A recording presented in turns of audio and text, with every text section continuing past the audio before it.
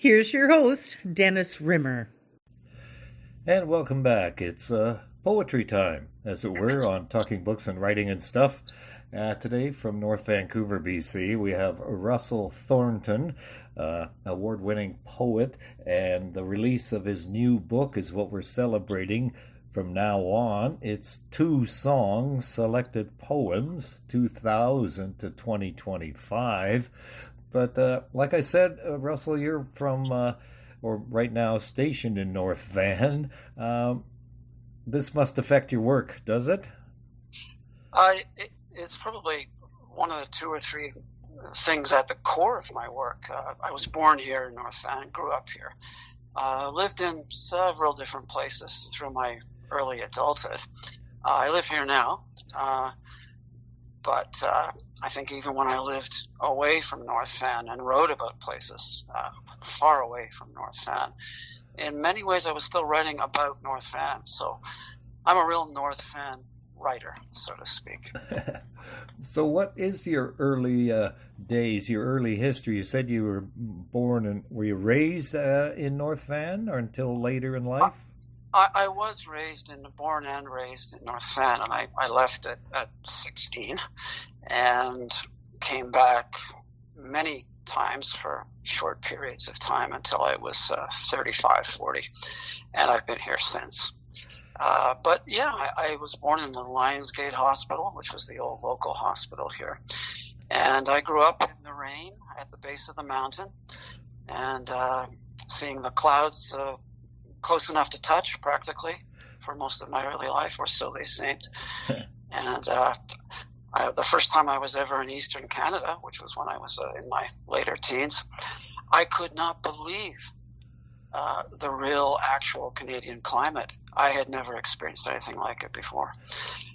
It was unbelievable. I'm glad I experienced it. Those beautiful, radiant winters were something to behold for me. But I'm a North Van guy. I like the balmy, mist-filled, rainy weather, that's for sure. Well, it can be raining in North Van and you can look across to the other side of the Lionsgate Bridge and stuff, and it won't be raining in downtown Vancouver. So.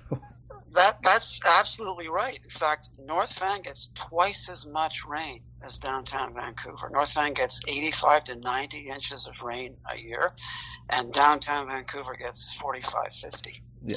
So it'll be... Crescent Beach, where you spent some time. I mean, I think that's probably even less than downtown Vancouver. Yep. So, that might as well be Arizona compared to North Van. So, do you have a remembrance of when you first started putting pen to paper and creating poems? When did all that start?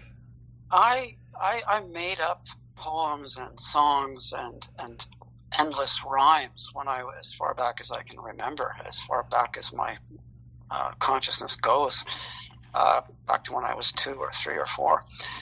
Writing things down came around 6 or 7 or 8 when I went to school. Yeah. So in fits and starts, I always wrote things down, but I didn't get serious about trying to write what we would call actual poems until 18 or 19.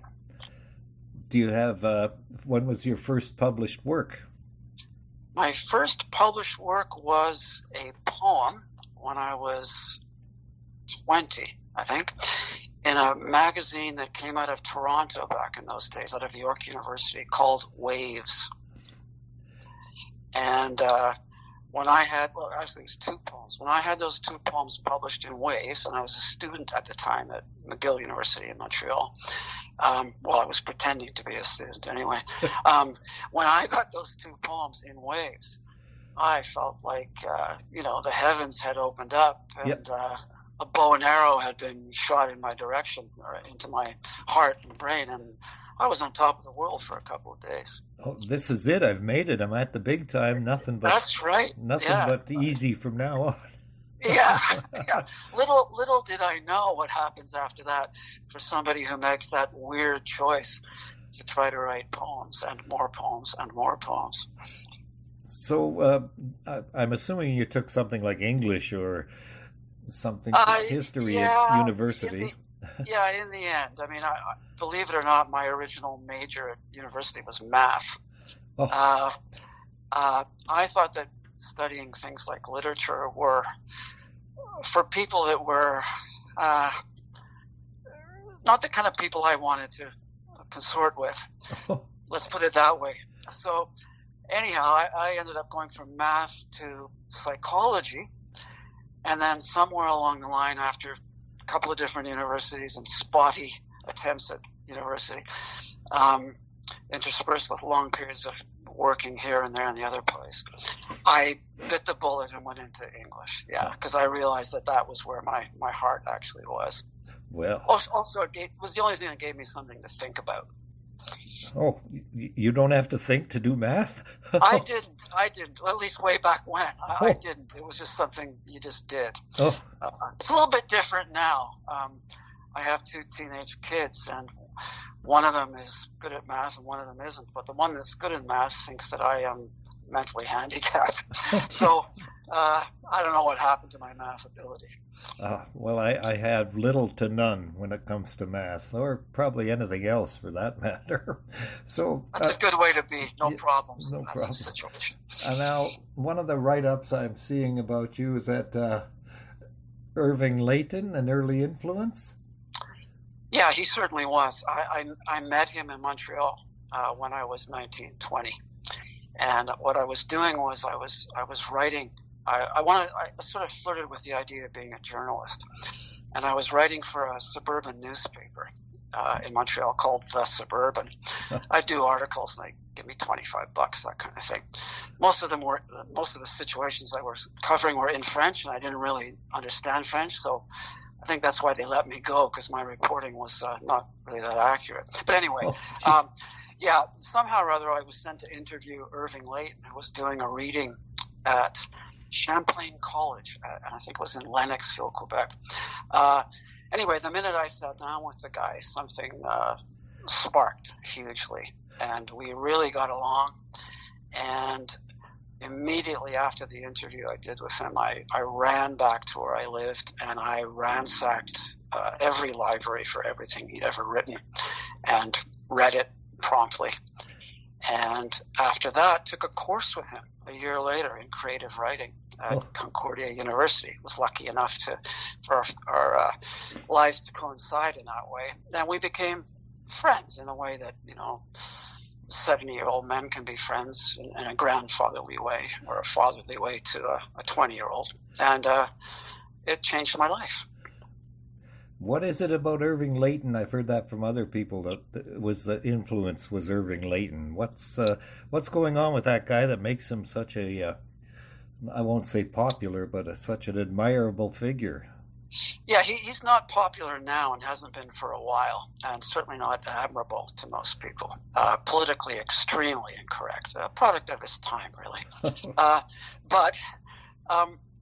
Well, first and foremost, there was his work, his poetry. It had a rhythmic force and a thrust and a power and a high velocity lyricism and a depth, a gravity to it all at the same time that it just immediately and on a molecular level almost magnetized me. It was as if I had been waiting to hear this kind of poetry. But then on the next level, immediately after, was the guy's charisma. I mean, viscerally, he gave off a radiance and an aura that was, for some people irritating, but for me, it was immediately alluring and life-changing. He had a certain power. I've only met a couple of people in my lifetime that had that kind of on-the-spot personal charisma. Only a couple. It was undeniable to me. It was like a force field. And as I say, we became friends, and so I would send him my little attempts. And this is the third thing about him that was so amazing to me. The fact that a guy of that level of intellect and ability had even 3 minutes or 3 seconds of his time for a young guy. And I wasn't the only one. There were many people that he helped. But the fact that he could even spend even more than a minute writing back to me constantly over the years and telephoning me and stuff like that, even today, just amazes me. He was a mentor times 1,000 to not only me, but to many other young people. Now, when you first started, I guess, getting serious about the poetry, did you try to sort of copy his style? I did for a very short period of time. And I've thought about that. It's interesting that you asked that question.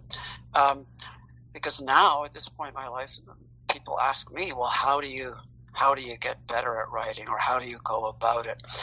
And I'll say something to the couple of people that ask me that on a continuing basis. I'd say, well, you got to imitate, you got to copy. And they look at me as if I'm something strange.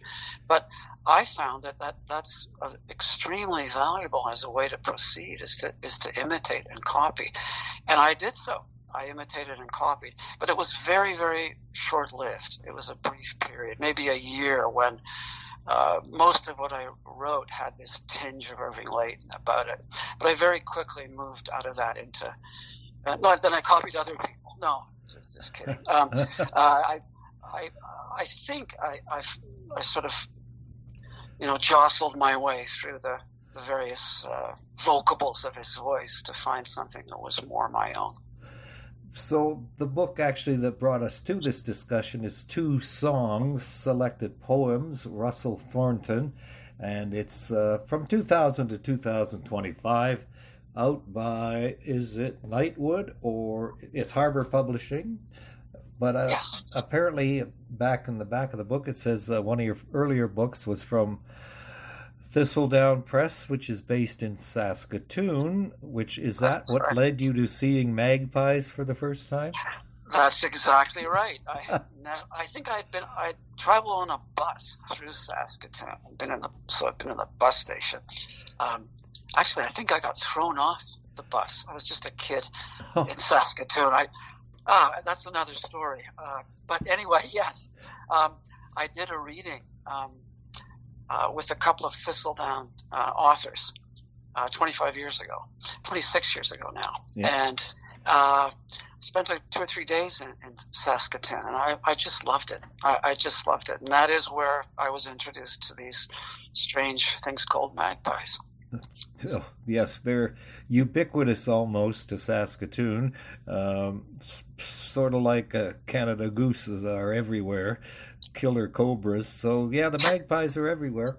And I don't know if they're dropping off any because of climate change, pesticides, whatever. But I think they are. I read somewhere that because of climate change, or maybe human intervention in downtown Saskatoon anyway, I don't know. Yeah. But yeah, their numbers are decreasing in Saskatoon. Yeah. So the poems in the book cover 25 years pretty much. Now, how do you go about selecting ones that should go in the book and shouldn't? Well, the poems that didn't embarrass me to a certain degree, I kept in the book. No. Well, that's not too far away from the truth, but I am joking. I wanted to represent myself over that long period of time, over 9 books, and so I did want to take the best poems from each one of the 9 books that I've published since 2000, and that entailed, for me, looking at what I call craft. And all the different levels of craft. And if a poem satisfied 2 or 3 levels of craft, and I'd put it in the in pile, and then I mold it over for a week or 2, and I still deleted a few after that. But I kept them, and that was it. That was my criteria. So I did chuck out a lot. It is a big selected. I'm fortunate to have such a large selected. In fact, some people have called it a collected, but of course it's not. There are far more numbers of poems in the 9 books from which the selected came. But I selected on the basis of what I call craft. Craft. Now that's the trick, isn't it? It's a combination of a craft like woodworking, stonemasonry, and art. Like woodworking or stonemasonry. They can be art as well as a craft at the same time. I agree. Michelangelo, I guess, was a craftsman because you don't just pick up a hammer and chisel and learn how to sculpt instantly. You got to learn the basics. So Was it That's Mike? right. Yeah. That's exactly how I see it. I mean, and that for me also, it's interesting that you say that, because there's also this facet of a feeling of actual love for the material. I think of you just mentioned working with wood. I mean, a carpenter loves wood. He feels this intimacy with wood, and I've felt little glimpses of that. Or a metal worker, a worker in metal, feels the beauty of metal and loves metal almost. Same thing with a sculptor. A sculptor loves clay and loves shaping the clay. Well, I found at an early age that I loved this substance called words, and I loved to shape it and craft it and see how it could give form to my thoughts and feelings. And so that element of craft is highly important. Of course, it hopefully becomes art. Craft and art are related.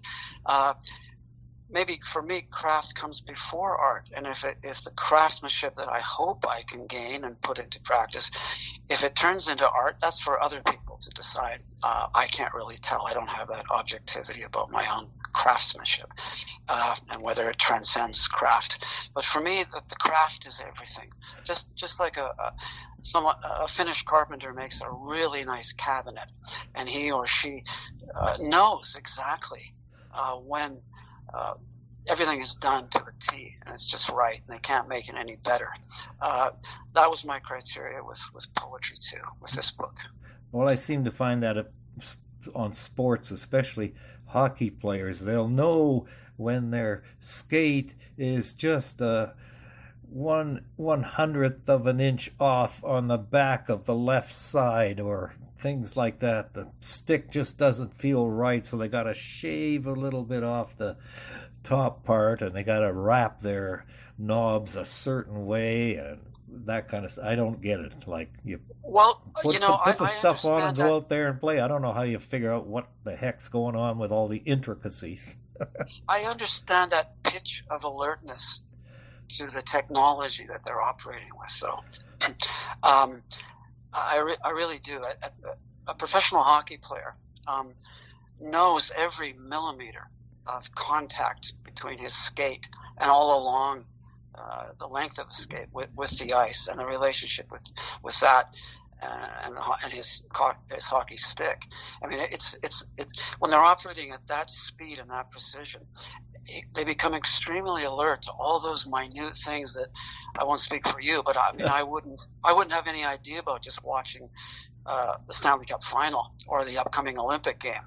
I just wouldn't have a clue, but I'd still appreciate the performance. I'd be able to say, oh, God, that was beautiful, what he just did. Yeah. Or, God, that was a terrible mistake, and it looks like he slipped. Yeah. Right? I can see that. It's the same thing with poetry. I mean, a lot of other people wouldn't see why I would say, for example, that, oh, no, this poem of mine is not any good, really. Yeah.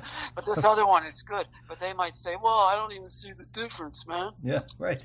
That's right, man. Like, what's happening?